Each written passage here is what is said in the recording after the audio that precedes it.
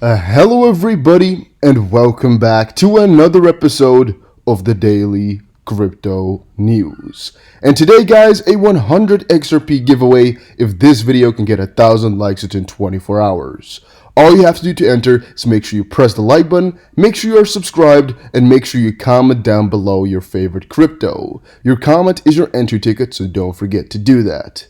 Today, we'll be talking about Bitcoin whales, Ripple XRP news, Chainlink because it's so close to all-time high, and even a little bit about VeChain.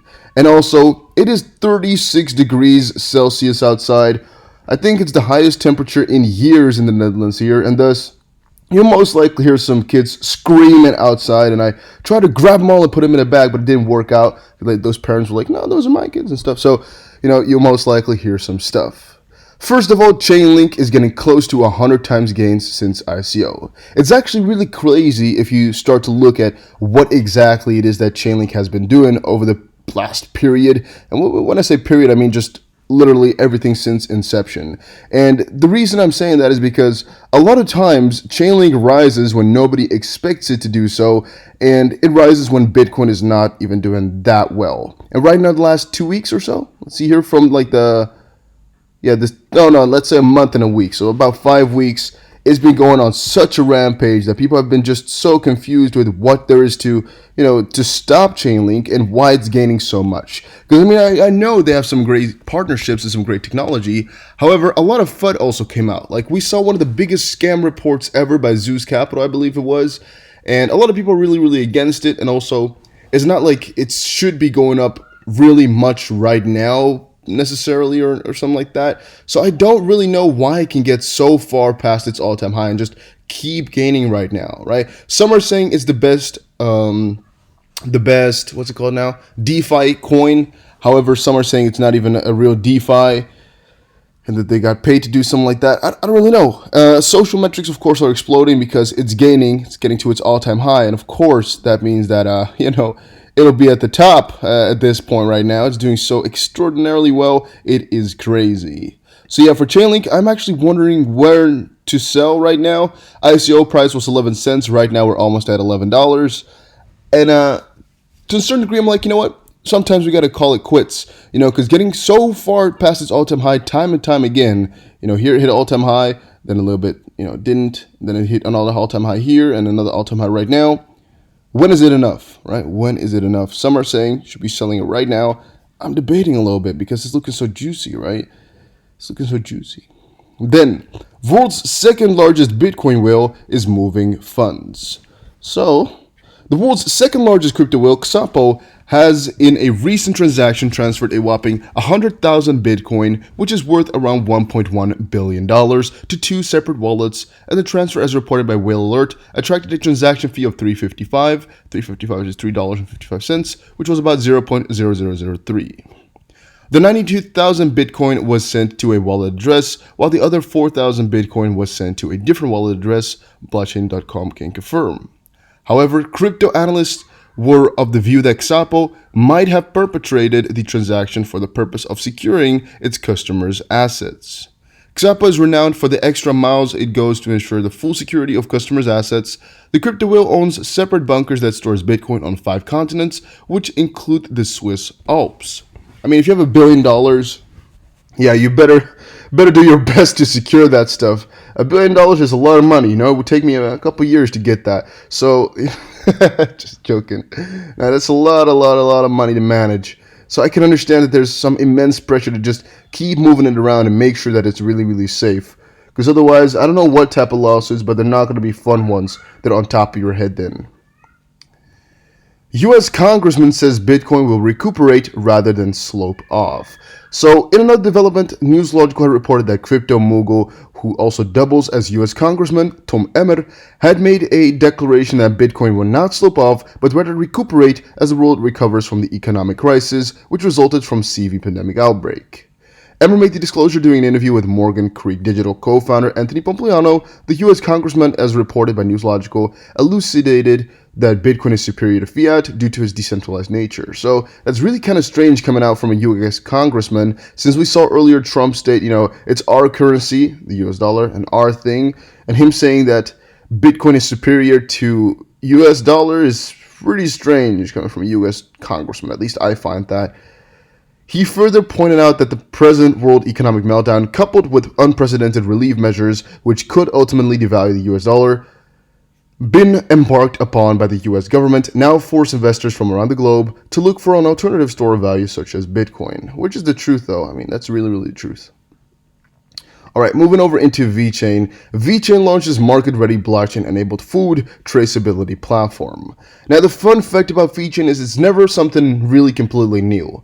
All right, whenever we're talking about these things, it's almost always something they've already done before, because really, I think a couple of months ago, they already got themselves so many different sectors, so many different verticals in, that right now is just kind of a development of those sectors themselves. However, they've already been there for a little while, and they most likely only keep on growing, which is, to a certain degree, I'm really excited for, because it kind of means at this point that there's just development in the sectors that are already kind of established, which means we can really get more to perfection instead of just having a lot of verticals being open, if you guys get me with that a little bit.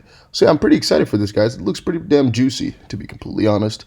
But what this is about is, again, it says in the title, food traceability platform. Now, why is that important? If you guys don't know, food traceability is one of the biggest sectors in this world in terms of, I guess, how would you say that? Supply chain as well.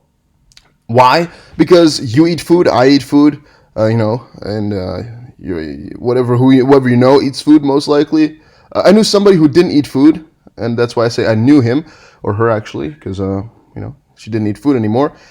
However, everybody eats it, everybody needs it, and to be able to trace it better means lower costs most likely, means more security, less faults and all of that, and together with all the verification that they do, means most likely that after a little while, our quality of food is also going to be a lot better. But at this point, you're just getting more insights into it all, which is really good for the fastness of shipping. You guys get me?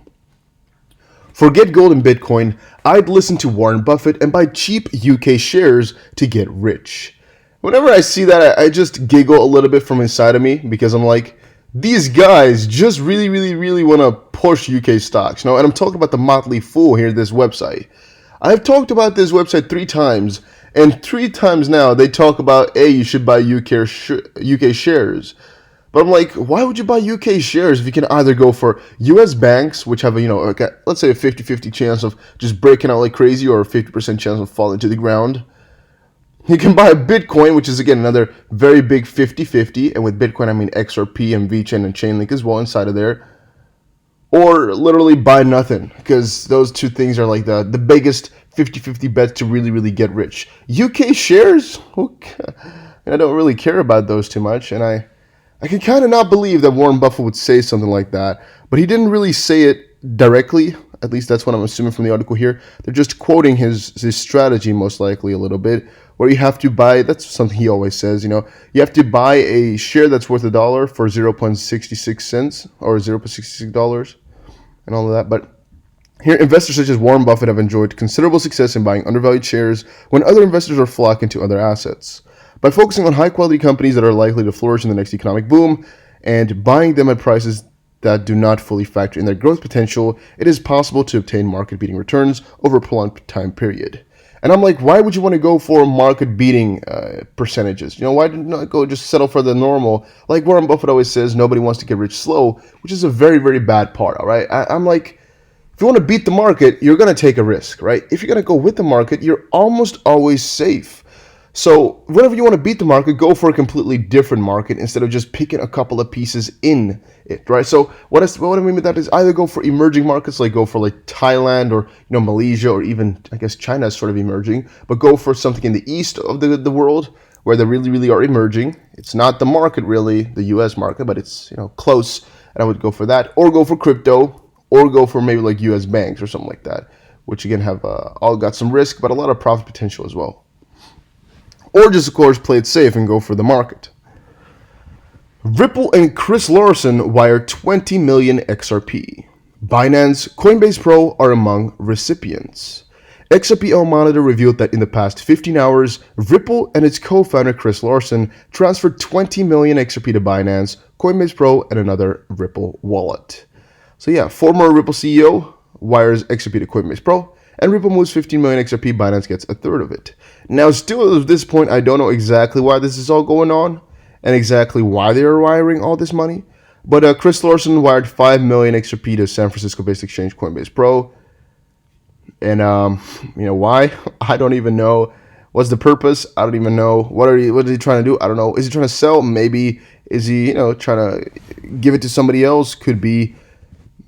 I really don't know. It could also be that this Coinbase Pro address here is really, not his, but it's really off of Coinbase Pro themselves, that he paid for something. It could also be that he's just trying to send it to somebody else's account, because I don't know if you can check that out, and so forward and so on. There could be a lot of things going on, and literally we have not that much info, so it's very, very hard to see exactly what happened here.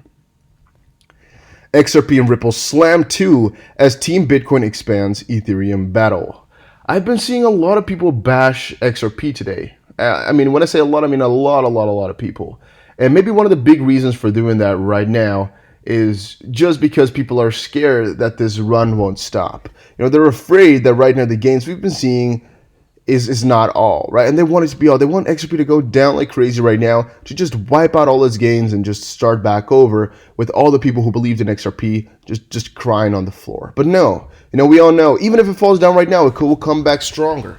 And even the chance of falling all the way down right now is even not that big. I'm actually still hoping for it to just recover and get a bigger move on. However, I can't tell, guys. To me, in my opinion, it all depends on the macroeconomical factors. However, we might be able to debate on all of that. This is, again, the discussion from earlier today with David Schwartz and Grubbles. And it was a crazy heated discussion, guys. I talked about it in my previous video. It was crazy heated and crazy damn nice. But again, XRP, the interest and everybody just enthusiasm is only going up piece by piece.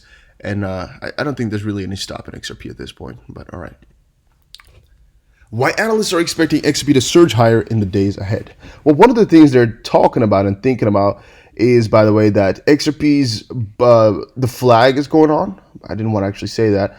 The pennant is going on. The talks from the higher ups, like for example, David Schwartz, have been getting into some very, very positive light. And actually, all the fights with Bitcoin maximalists have all turned out to be a very big success for XRP. And the main reason for that is because XRP really has some superior technology to a lot of what Bitcoin has. Now, does it have proof of work? No. Is it a bad thing? No. Can it still fork? Yes. And that's some things that David Schwartz has been telling us about that a lot of people did not know. And from that point on forward, you're going to get so much info and you're going to realize that XRP is just so much better than most of our other things that, yeah, certain piece by piece, you'll just get, you get into it. And piece by piece, you also get to understand how this is the future. But again, that's just my opinion. I think it's just like the tweet below here says, XRP is not showing that much, but it has some great fundamentals and some great stuff in the ground that's ready to come out. And with Bitcoin, it's really, really popular, really, really great already at the top. However, the fundamentals and really the use case is not that great, which is under the ground.